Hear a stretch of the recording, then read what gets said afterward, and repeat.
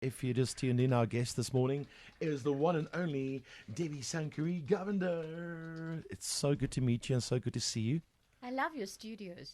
Thank you so much. Because you get to sit here and you watch all those crazy people in their cars I going know. nowhere slowly. I know, it's like you get empathy almost. You don't you? No. Almost. Where do you live, Joburg? Joburg. I love your work. I really you. do. I root for you. You know why? It's because most people, and I get the same as well, you get people coming here for interviews, they don't answer the question. And Yeah. but you keep coming back to the question. That's what I love. Because I get so cross. I get Yes. so cross. And you can see it on my face. And I at love the it. beginning, when I first started my career, this 25 years ago, right? I always said to myself, you have to watch what you're doing on your face because you don't want to show how you feel on your face. 25 years later, I have not been able to master that at Thank you. all. I'm so glad because I want to see. Because as they're talking, you're going, you're not answering the question. Let me remind you of the question. You big Boom. fat liar, you. You can see it on my face. Yeah, that's what I'm thinking. Yes. Have you ever pranked your friends with, like, on the way back from a shoot? You say to the cameraman, "Cut quickly. Let's go to my friend's business," and then you like there. No, but I have been asked to do that by Is many it? people for free. I would. Yeah. If I were you, I would take the cameraman and say, "When back from a shoot, let's go to our friend's house quickly." Just like scared. I've been asked to sort out car issues. Devi, Really? do you mind if you could just quickly on your way back, just pop into dealership X, Y, and Z? Ask for Michael.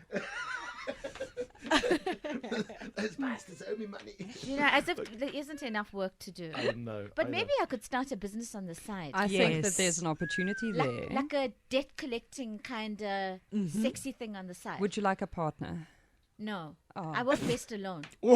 Oh, you see, boom! You see, ladies and straight gentlemen, up. Devi Sankaree, Govender in the house. You're a lovely girl and everything, but I work better by myself.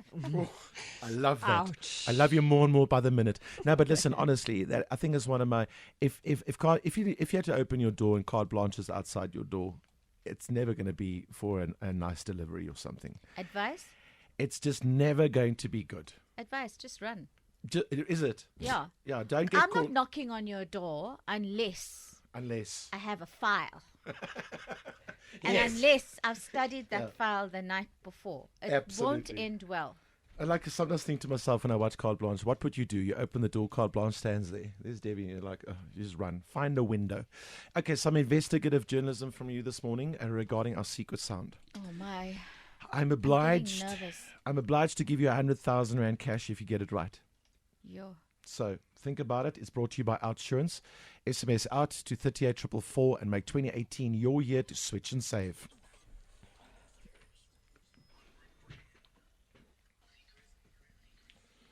Our first player this morning is Devi. I'm going to play you the sound. You need to tell me exactly what makes the sound. If you get it right, I'll give you 100,000 Rand in cash.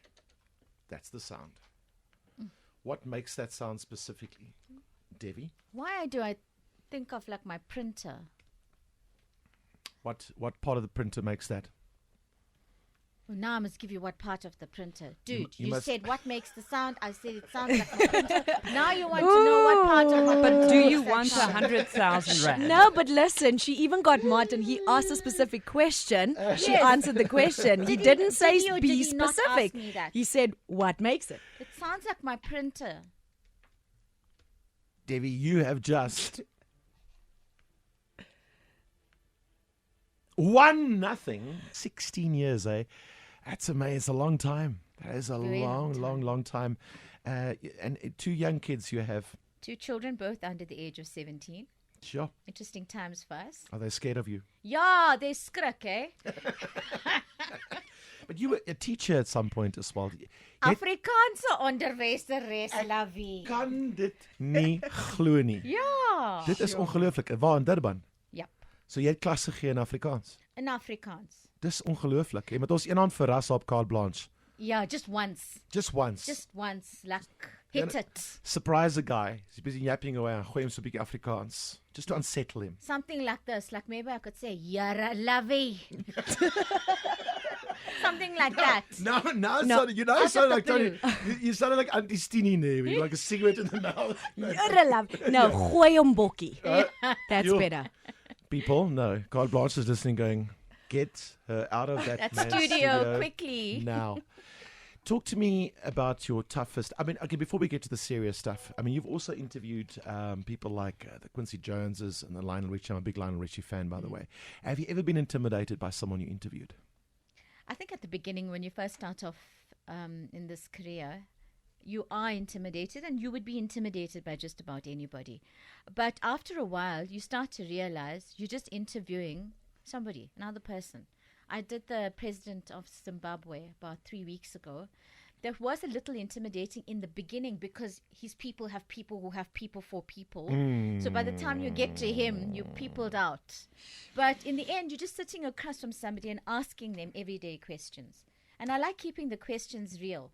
I don't like too many big words. I like that about you. Do you ever, I mean, you try and treat a story like a story, but there must be some things that are closer to you than others. What's been the toughest story for you to cover? Stories to do with children. Yeah. I find that very difficult because I'm a working mom. Always tough. Stories that have to do with animals. Yeah, My worst. That's another one. My worst. But when you're honest, remember it's different from watching a story. So when you're on the story, Yeah. you've got to put Devi journalism cap on and get the job done and not cry. Because many people don't realize I'm such a soft touch. I cry so easily. Would you have ever said that? No, definitely not. Yeah. And when you cry, it's over. It's finished. It's finished. Have you ever wanted to punch someone? Yeah, many times. Have you seen the people I interviewed? Did you not want to punch them? Yes. Oh, yeah. I punched my screen. Bah! What? Who particularly was like the most infuriating interview that you really want to just grab by the shirt? Okay, so that was Ronald Bobroff.